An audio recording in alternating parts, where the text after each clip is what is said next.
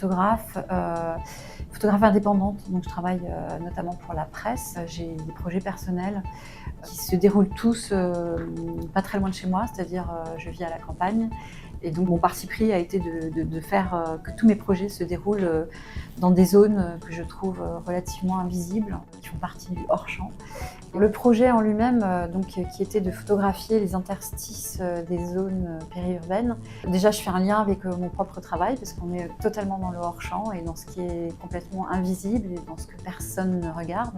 Donc, nous sommes allés avec la coopérative Acadie dans ces zones périurbaines et en fait, il y a des correspondances entre 3 villes qui ont été photographiées, qui sont Grenoble, Dortmund en Allemagne et Bologne en Italie, où on retrouve à chaque fois des friches industrielles, désaffectées ou en cours de réhabilitation. En fait, c'était assez étonnant de travailler avec la coopérative Acadie. La coopérative m'emmenait dans des lieux et m'ont aidé à porter des regards sur des endroits où moi-même je n'aurais peut-être pas regardé.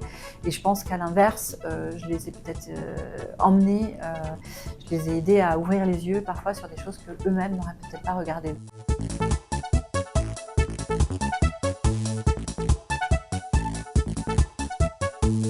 Ces non-lieux qui pourraient ressembler à des palimpsestes, c'est-à-dire des endroits parfois que l'on efface pour imaginer un autre projet. Donc la destruction d'un bâtiment, sans doute avec un projet de construction derrière.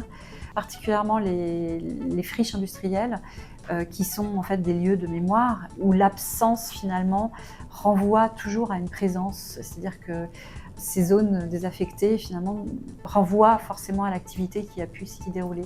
Avec cet endroit qui est de la mémoire d'une activité industrielle, et qu'est-ce que ça devient aujourd'hui? Qu'est-ce qu'on réécrit là-dessus pour le transformer? La mémoire, elle fait aussi appel, en fait, beaucoup forcément à l'acte photographique, puisque quand on photographie pour laisser des traces pour la postérité.